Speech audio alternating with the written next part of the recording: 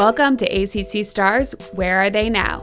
I'm Erin Summers. I'm a sports broadcaster that's covered the Atlantic Coast Conference for a very long time, and I grew up a fan. I've always been curious what players do after we obsess over them in college. This podcast answers that question. Each week, you'll hear an interview with a former ACC athlete. We'll find out everything they've been doing since playing in college. Thanks for listening. Let's jump in to ACC Stars, Where Are They Now? This week, I'm joined by former North Carolina point guard Marcus Ginyard.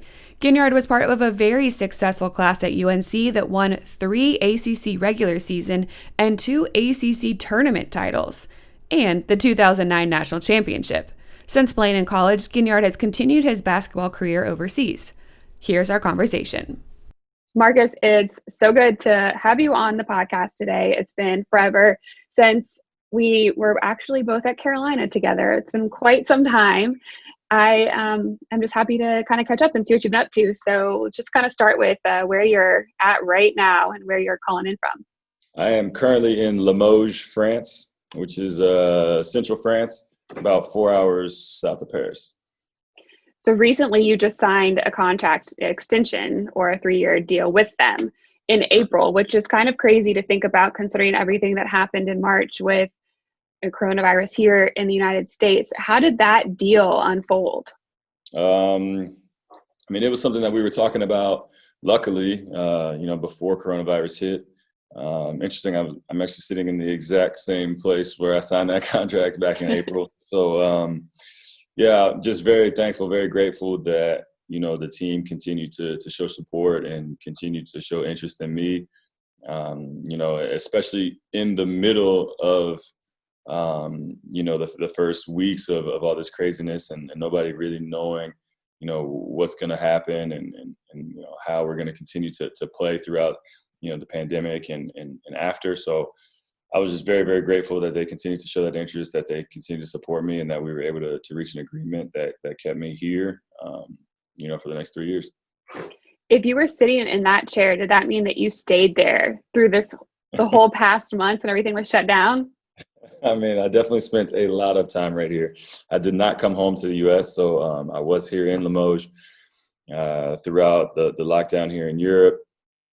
And, so it's been, I think we're at 15, almost 16 months since I've been back home to Chapel Hill.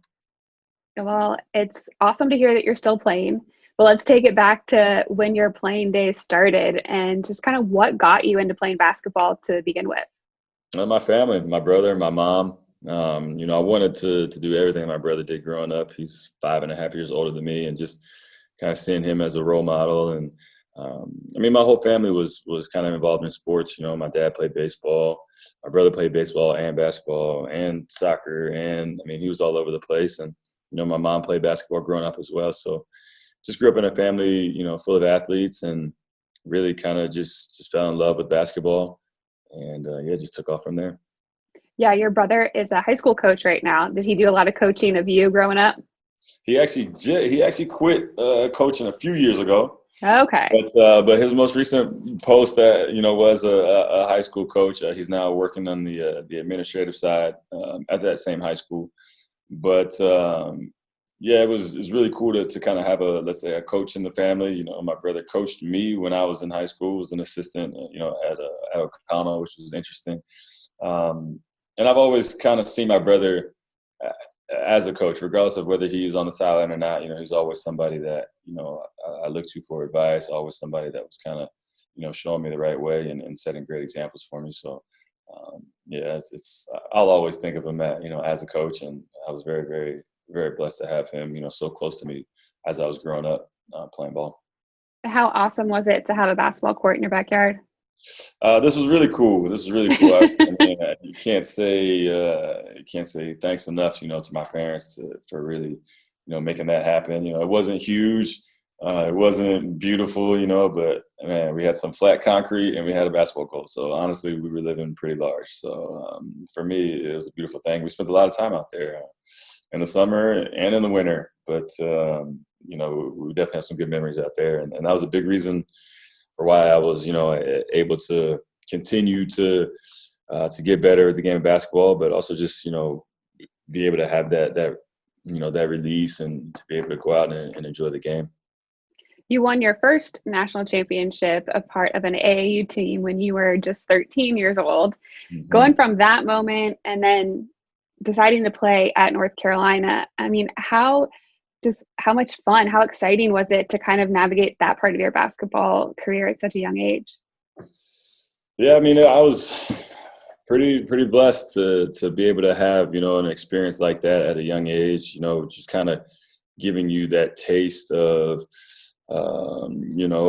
winning and winning at a high level and winning on the national stage. And I think that really sparked my interest and really gave me that desire and motivation to continue to try to reach the next level and to play at the highest levels and, to be, a part of a organization, of a school and a history like, North Carolina. And I think it definitely started from those young days, but just happy that, again, I was able to have that type of experience and something that can continue to motivate me, at a young age. And I mean, there's a lot of players, obviously.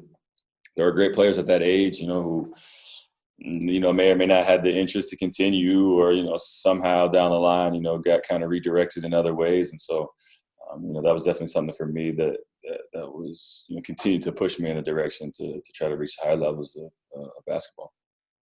Well, once you got to North Carolina, everybody knows what happened, who you came to play with. I mean, that was the Danny Green, Tyler Hansbrough, Bobby Frazier, Mike Copeland, and then obviously had a lot of guys that came in right after you as well. Playing those few years there with that group of talent, how much fun was that? Arguably the most fun I've had in my life, I mean, those were some amazing years, some amazing moments, some amazing people, and, still to this day, very, very dear friends. So it's, just start to get emotional just thinking about those times. They were great times, but really, honestly, more than anything, I mean, that time on the court was fantastic. But just the fact that I can say that those are still very dear friends of mine, and the fact that we're still connected, on a level that goes so much deeper than basketball. That's something that I'm probably most proud of, and just thankful for to have those types of connections and to have those types of people in my life. When you look back on the national championship run, winning the national championship, what are the moments that stand out to you the most?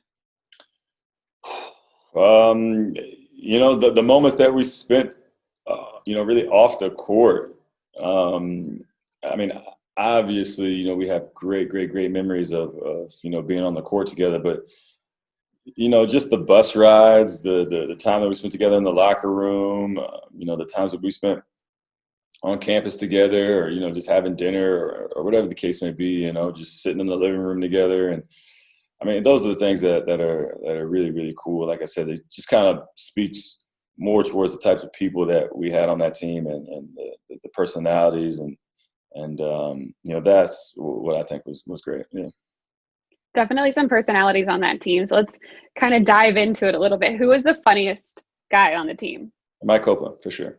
Bobby Frazier, second place, but for sure, Mike Copeland was the funniest. No question about it. Yeah. Is there anything in particular that he did that you can share, or is it all kind of stuff that has to stay locked up? I mean, it doesn't have to necessarily be locked up, but I mean, I don't know. I mean, the guy is just. I've never met somebody with energy like that. Somebody who walks in the room, literally makes everybody laugh. You start laughing when you look at him. I mean, he's just. He's one of a kind. He's one of a kind. I love him to death, and honestly, it's a different. Excuse me. It's a different locker room without him. It's a different experience without him. I mean, he brought some amazing energy to our team. Who was the hardest working player on that team? Tyler. Easy. No doubt about it. Best teammate?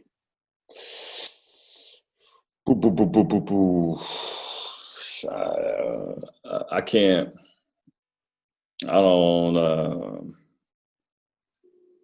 I can't say one guy. I mean, but it was that's just another thing about the team. We all did our job. We were all great teammates to each other, and that's just kind of how we got to where we were. Playing for Coach Williams, people ask you a lot about him, I'm sure. What is kind of a couple things that you go to when they ask you what it was like playing for a coach that is just, so well known? Man, so many things come to mind when you think about Coach Williams. It's interesting because I was just talking about him not too long ago today with a buddy of mine from North Carolina.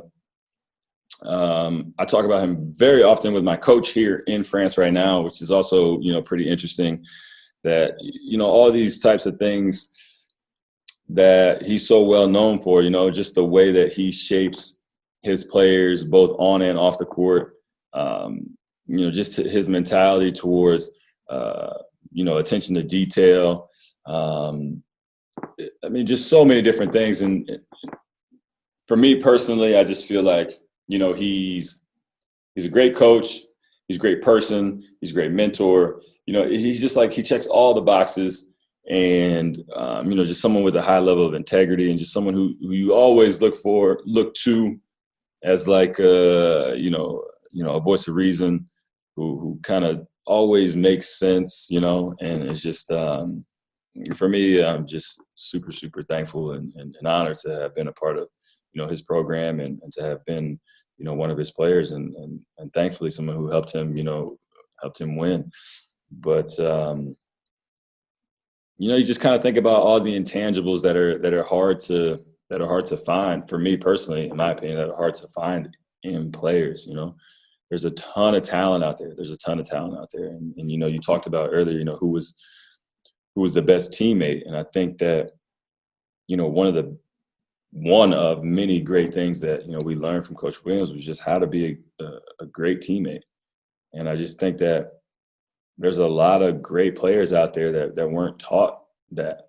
And, that's one of the things that my coach here now talks about, is the fact that players like myself, who come from, colleges with, the types of coaches like Coach Williams, that just have these intangibles and have understandings of concepts that just a lot of players don't have, and don't have the just aren't lucky to have had that type of training. And so, obviously we got nothing but good things to say about Coach Williams, and I'm just very thankful to have been a part of his program. Absolutely. You ended up having to spend another year there. You spent 5 years. You redshirted after an injury. What terrible luck to have to spend 5 years at Carolina, right? Yeah, it's such a horrible place. But when you were done with that 5th year, what were some of the decisions that you had to make regarding maybe furthering your basketball career? Yeah, I had to decide whether I wanted to get crazy and accept a job to play in Germany. I went, had one workout with an NBA team, went down to training camp for summer league, and we knew it was going to be a difficult way, a difficult path to go to the NBA at that time, especially. And so, I just remember getting a call that, I had an offer to play in Germany. And really at that point, that was the only decision to make. I knew I wanted to try whatever I could to continue my career. And that was on the table at the time. And I don't think I thought more than, a couple of hours about it, maybe not even that long. I remember being pretty excited to just have that opportunity to go play, and what the hell I was getting myself into. But here 10 years later, I'm still out here in Europe. So I'm glad that I took that leap of faith, and here I am. What was the most difficult thing, over the first few months of you being overseas that you had to kind of adapt to? Literally everything. That was probably that was the craziest thing, is that, there wasn't like one or two things you had to figure out. You were trying to figure everything out at the same time. You got the biggest and most obvious thing is like you're moving across the world. Okay, now in my view of things, not so much across the world, but you're moving quite a ways, right? Mm-hmm. Now you got a language barrier now that you're also dealing with. You got a cultural difference that most people have no idea like how different life is. I was very lucky to have traveled quite a bit, I guess, as a youngster. So I was able to see a lot of different things growing up. So I was a little, let's say, more prepared maybe than most people would be. But it's still a pretty serious shock to be now living in Germany. So not speaking German, not knowing that all the stores are going to be closed on a Sunday, trying to figure out how to open up a bank account. Also taking into account that now you're a professional basketball player. You're no longer just like this college kid who, kind of easier to make some mistakes and things like that. I mean, obviously, again, we were lucky to be in a program that was, so well run and so well organized. And so, there were some things about professionalism that were already very, very well ingrained in my mind. But, just being a pro and figuring out, how to make sure that, your paycheck is correct and taxes in Germany and everything. Everything. You're just trying to figure everything out. And you're all alone, you're all by yourself. Yeah. Of course, you got help. The time difference has got to kind of be tough because you can't call people back home and rely on them. In 2010, there wasn't Zoom, there wasn't FaceTime. This is a lot easier now. And I can't imagine what guys were going through, the 10, 20 years before me. But yeah, it was just trying to figure it all out. You mentioned moving across the globe, I guess, but you kind of made many moves since then. Yeah. And you've been Germany, Italy, France, Poland, Ukraine. I mean, tons of places that you played in. What has been your favorite spot that you were able to spend time at? Probably Germany. Just the first, my first experience. It'll always be a sweet spot for me. And here in France, honestly, 5 years ago, I played here for the first time, and I just found that just the level of competition and the the life off the court, I just felt I had the best of both worlds here in France.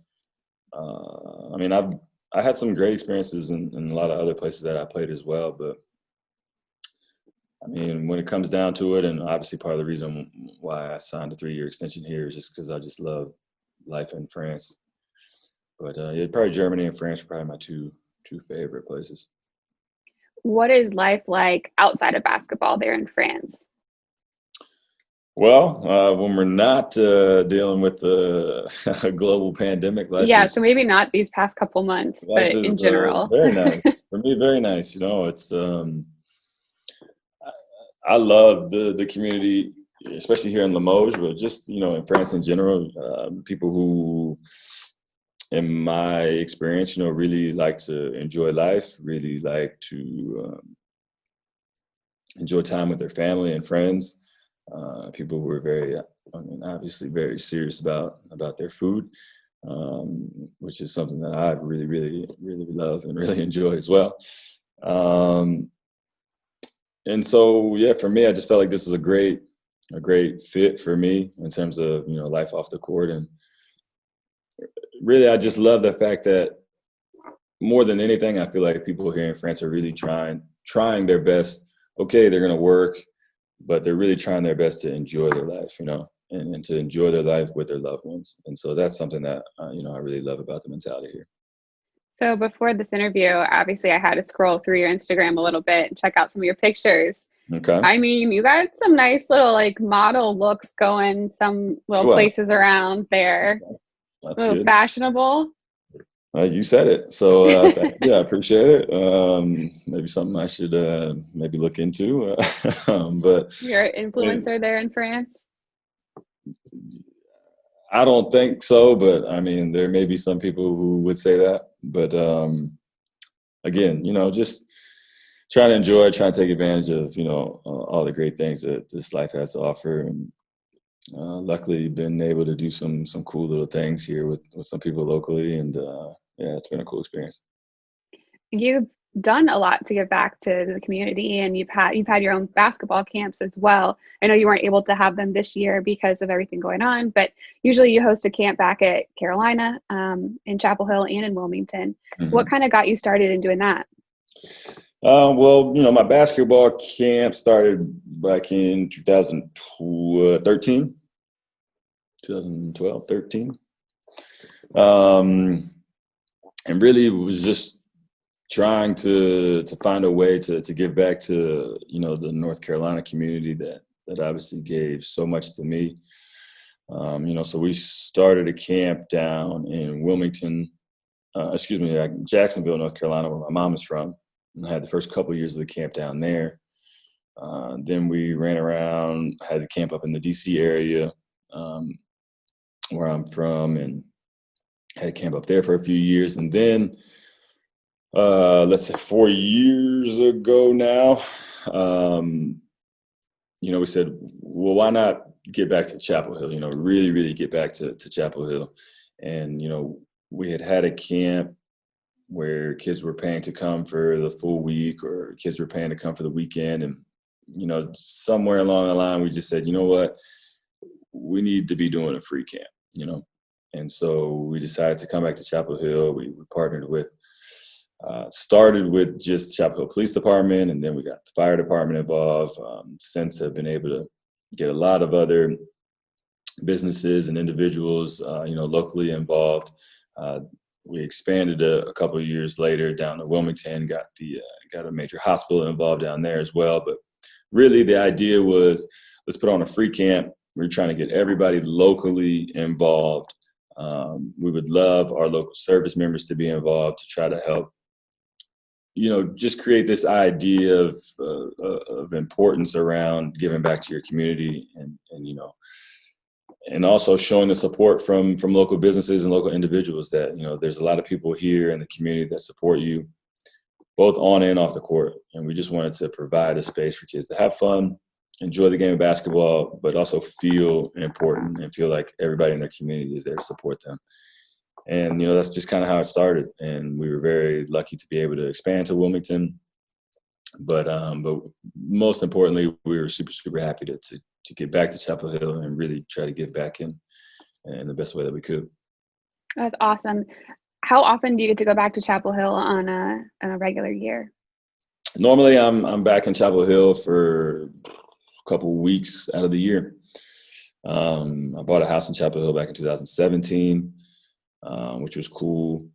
So it was nice to be able to kind of put my feet down somewhere, even though the rest of my body is never there. It's like, got some roots there, but I'm always running around.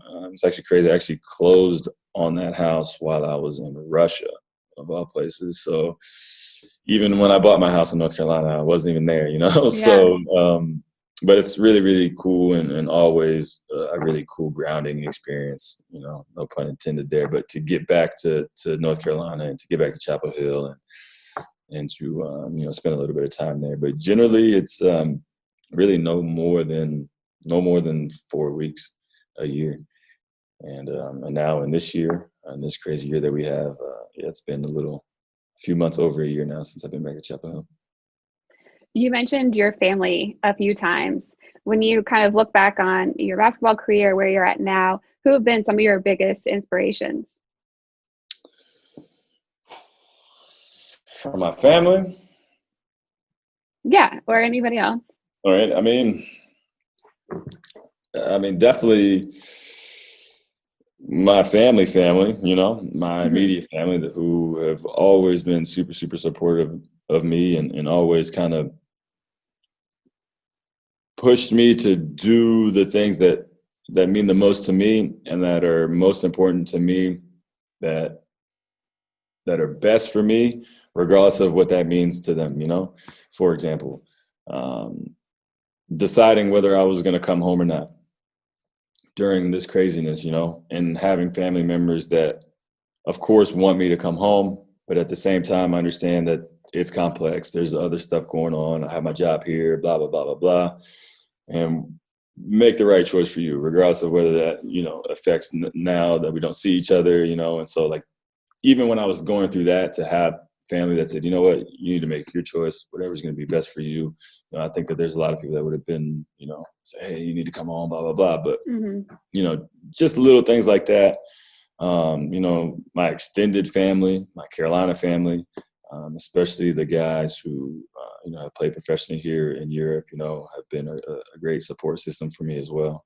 Jawai Williams, like you mentioned earlier, you told me that you had just talked to him, and he's been somebody that I've definitely leaned on more than a few times while I've been out here, playing professionally in Europe, a guy who's been doing it forever, it seems, and at such a high level. So, you mentioned family, and for me, family is it's a big group. It's a big group. It's much more than just the Ginyard family, the Carolina family, and friends from back home, who again just give nothing but support and positive energy to me. So I'm just thankful that I got some really, really good people around me. You're signed to play till 2023, which Right. sounds so like it should be so far away, but it's not. How much longer do you think you're going to be playing basketball? That's a good question. I think I'm going to be, that makes me 36 at the end of that contract. So yeah, we'll see. There's absolutely no telling. I think that right now I'm, crazy as it sounds, I feel like I'm kind of in a pretty good sweet spot. Not just on the court, but off the court as well. But my body's still hanging in there. I'm still effective on the court, and luckily, at least until 2023, there's people that are still interested in, to have me on their team. And so, I think as long as all those things are true, I think that I'll continue to play this game. And if there comes a time, which there will, whether it's my choice or not, there will come a time when things will change. And I've been doing the best I can to stay open to those possibilities as well, and do the work that's necessary to make that transition as smooth as possible. But for the moment, again, I'm super, super blessed, super thankful, and just going to try to continue to ride this wave as long as I'm having fun. Is this, for you, what you always wanted to do is just keep playing basketball as long as you could? Oh, definitely not. Definitely not. I've always wanted to be a professional player. I've always wanted basketball to take me to places that I've never been, to experience things that I've never experienced. And, I noticed from a young age that basketball allowed me to do a lot of things that I wouldn't have normally been able to do. Mm-hmm. And so even from an early age, I also understood that basketball could be a vehicle to get to other things, and to experience other things. And so, yes, I love the game of basketball. I respect the game of basketball, and I think that I've done a lot to really honor the game and to work hard, to give the game, all that I have. And at the same time, I still see the benefit of playing basketball and what it can provide for you outside of the game as well. And so, I've always just wanted to be someone who took advantage of all the things that this game can offer, on and off the court. And so, for example, just the ability to be a pro and to earn your living, to be able to live in Europe for 10 years, to be able to meet people from all over the world, to be able to interact with people in a lot of different ways. And so, yeah, I'm just trying to take advantage of this opportunity in all the ways possible, not just, on the court. Mm-hmm. What's next after basketball? That's the lifelong question, I'm not even going to say the $1 million question, but that's, the mm-hmm. lifelong question. What happens after? Right now, I don't know, but I'm pretty sure it's going to be just as crazy and exciting as basketball has been. It'll be different for sure, but I have no doubt that it'll be just as wild and crazy as the life as we got going on right now. Yeah, I don't know what you've been doing over there, but I hope that it's as wild and crazy and fun as you've been having. We hope so. Well, thank you so much for talking to me. It's been great catching up on what you've been up to, and best of luck over the next, few seasons. Thanks so much. Thanks for having me. Thanks for listening. Make sure you subscribe wherever you get your podcast so you don't ever miss an episode of ACC Stars, Where Are They Now?